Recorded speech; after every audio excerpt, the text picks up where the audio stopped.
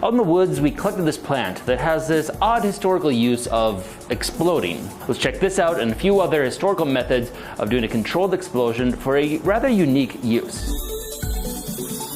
I'm gearing up to complete my ongoing camera project to build all the components to make a photograph entirely from scratch. But along the way I came across some interesting information about a thing called lycopodium powder, which was supposedly used as a form of early camera flash. Early forms of photography required a lot of light, which meant either a really long exposure time or a bright light source. But early photography also predates a light bulb, so they actually ended up resorting to chemical explosions as a source of a bright light source. So in this video I want to explore a few different methods that were used historically to basically recreate this. But first, thank you to Opera for sponsoring today's video. If you haven't heard about the Opera browser yet, you should really check them out. I've been using it for a while now and it has genuinely transformed my daily routine. One of the best features is Aria, Opera's native browser AI. It's super easy to access from the sidebar and gives you clear answers instantly. Whether I'm looking for real-time information on whatever topic I'm researching next, or if I'm struggling to get an idea written out for an upcoming project, Aria has me covered and can quickly flesh out an initial draft. Just the other day, I was working on a project. I needed a quick, concise summary of some information, and Aria delivered a nice and brief answer for me. Another game changer for me has been the tab islands. You know how tabs can become a cluttered mess? When I'm researching multiple upcoming projects, I can collect a huge mass of them. But with tab islands, Opera automatically groups related tabs, making it much easier to navigate. It's perfect for when I'm doing research on multiple topics for multiple videos across multiple sites. And let's not forget about privacy. Opera's built-in VPN is a lifesaver. It's free, unlimited, and ensures my browsing is private and secure without any extra extensions. Opera also features a built-in ad blocker and an integrated music player for super convenience. Thanks again to Opera for sponsoring this video. If you want a faster, safer, and smarter browsing experience, download Opera today using my link below. So our first option for a potential flash compound is going to be lycopodium powder. Lycopodium powder is collected from a very common plant, which is called a variety of different names, such as the clubfoot moss. This plant reproduces through spores. There's the spores of this plant that can be collected, dried, and then used for the explosive effect we're looking for. Despite the claims that this plant is actually very widespread, I ended up spending a considerable amount of time searching for it in multiple states. I was in with no luck. Then while out hunting last fall, Theo came across a whole field of them and collected a small sample for me. I spend a week out here looking for deer. The only thing that I end up bagging is a bunch of vegetables. Great. Unfortunately, it's a little bit after their prime spore season, so they don't quite have a ton of spore that I was able to collect, just a small quantity. The mechanism for what makes these plants actually explosive is basically the same concept as a dust explosion, where you basically have a superfine particle that is flammable that is dispersed widely into the air. Once ignited, it's able to consume all that. Where a lot of explosives require an oxidant to add oxygen, this uses the fact that it's well dispersed in oxygen-rich air that it's able to provide a pretty big explosion. The same effect works with flour and is why flour mills are prone to exploding. So the spores of the plant are super fine and they contain large amounts of flammable fats. When they are dried and dispersed to the air near an ignition source, they produce a brilliant bright explosion. Historically, this powder has a lot of use in theatrical plays when you need to replicate lightning, or magic shows when you need a nice flash. And according to at least a few sources, it was used for the camera flash. However, when I look into these sources, they all kind of trace back to one reference to it, but actually includes it mixed with magnesium and a few other ingredients. So I'm not sure how much was actually used by itself. So that's going to be the main test, just to kind of fact check this and see if this powder is even a viable option for flash. So we'll be putting this and several other compounds to the test and then measure how much light they're able to produce. So let's try out a few other ones. Next up, as more of a control, we're going to do the kind of OG explosive gunpowder. And there isn't too much evidence of gunpowder being used for bright light sources. It'll be interesting to do this just mostly as a comparison to see how that will compare. Fortunately, through several of my past videos, I've been able to collect and purify the needed ingredients. And that includes the sulfur ore that I collected from a volcanic site near Death Valley, and then the saltpeter that I produced by extracting the niter compounds from chicken droppings, which involved a lot of soaking and boiling of chicken poop. Then the last ingredient is charcoal fuel, which is just made by burning wood in the absence of oxygen. So I have those three ingredients pulverized and ground up and milled into a nice fine powder here. So it should be ready to test that, and you can see how much of a flush that'll give in comparison to our other compounds. Next up is another compound that was used similarly to gunpowder, and that's gun cotton. It was actually discovered accidentally when nitric acid and sulfuric acid were spilled and then cleaned up with a cotton cloth. Once it dried out, it was found to very easily and suddenly combust. Also, in some of my last videos, I was able to make sulfuric acid and then nitric acid. So I have all the ingredients basically to do this because I've also grown a bunch of cotton in the past too. So we basically combine these three ingredients, rinse it, dry it, and we should have what is called gun cotton, which is also another product that's often used in magic shows because it produces a very bright flash. Actually, making gun cotton proved to be a bit more challenging than I expected, especially for something that was discovered by accident. My first attempt failed because the supposedly 100% cotton fabric I bought was clearly some kind of plastic blend that was almost flame resistant. Then my second batch overheated and burned itself up in the process. My third batch was mostly disintegrated in the process and still wasn't that flammable. Only on my fourth attempt did it actually appear to mostly work.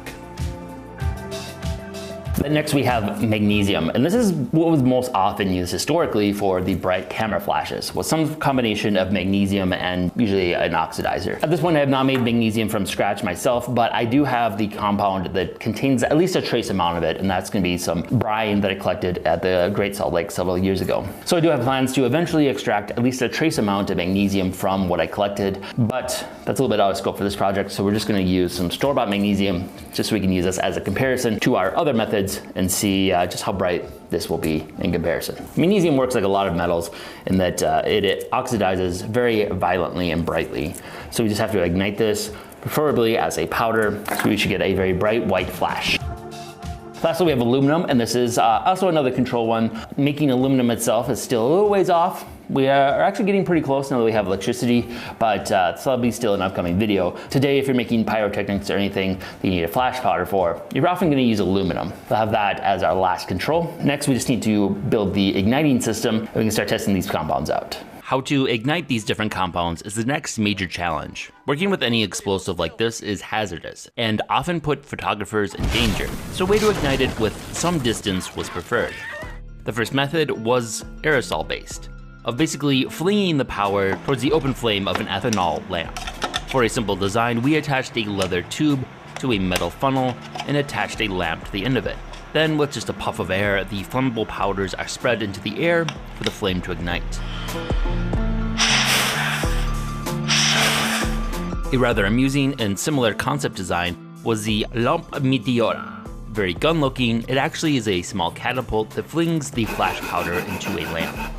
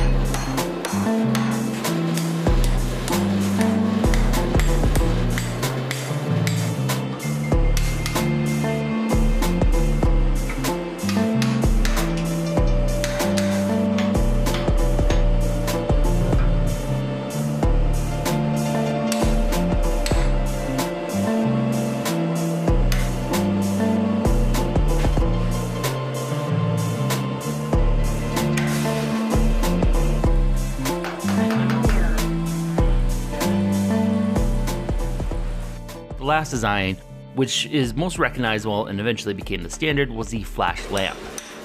Its design was a simple trough where the flash powder is placed with a handle to keep your hands clear of it. Then wires are run to it, connected to batteries with some kind of fuse. Then it just takes a simple button press to complete the circuit, heating up the fuse until it ignites the flash powder. For our fuse, we used some extra thin pieces of iron. The only challenge is we haven't made a good dry cell battery yet, so ours will be a bit bulkier with our Daniel cell array. Testing apparatuses and our different powders set up now, so now we can do some live testing. So we have this, all the lights basically blocked out, so we do this in pitch black. And we have a camera here set with a low exposure, so we can compare visually how bright each one was. So hopefully we can get this to work and not burn down the place. First up, the Lycodium powder using the funnel rule.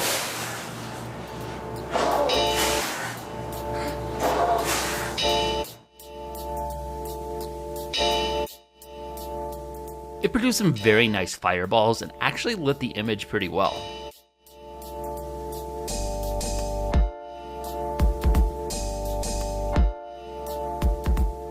Second, the Lycodium powder, again, this time using the meteor lamp. Wow, I actually jumped a little. This device actually seemed to work almost better at making large fireballs. Next, we mixed some magnesium with the Lycodium powder, like that original source suggested. This yielded a pretty similar brightness with an added burst of white magnesium to the mix as well.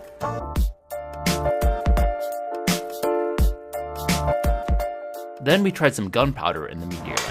However, this was a pretty pitiful result. Gunpowder seems to work a lot better when it's not aerosoled into the air. After that, we switched to the flash lamp and tried gunpowder again. This produced a pretty nice flash, but also a ton of smoke afterwards. Next, the gun cotton. I started running into issues with our fuses not always igniting, so ended up just switching to using the match. It produced a really nice flash of red light, much more powerful than the gunpowder or the lycopodium. Also, compared to the gunpowder, it produced considerably less smoke, although there was still a fair amount afterwards.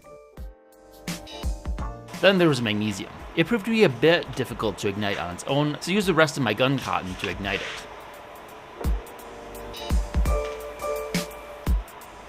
This produced a nice two-step burst of the bright gunpowder, quickly followed by the bright white magnesium. Compared to the other flashes, this one was significantly off the charts.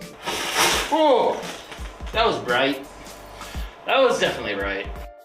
Lastly, the aluminum. This one proved to be harder to ignite than the magnesium, so we had to use gunpowder to ignite it, as I had used up all the gun cotton. It burned an intense flare, not quite as bright as magnesium, but for a much longer duration.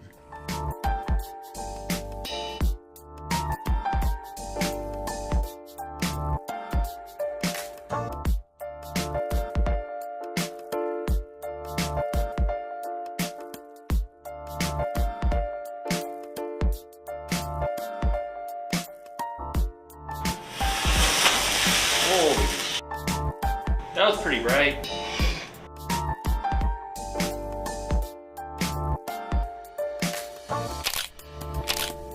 So I have to say I'm pretty impressed with the Lycodium powder. It definitely makes a really vivid fireball, and it does produce a decent amount of light. However, compared to the other options, I'm not sure it's really the best option for photography, because magnesium just really kind of steals the show there. It's just so much brighter, and it's also a white light. Considering how violent the magnesium flash was, I'm surprised people aren't reacting like I did in more of these photos. To be fair, they probably use the flash a little bit further from your face. This little guy is a lot of fun, I gotta say. It's just satisfying to shoot a fireball. This nice little gun-like guy. If there's enough interest, I might see about producing some of these to potentially sell. So let me know if you're interested in that.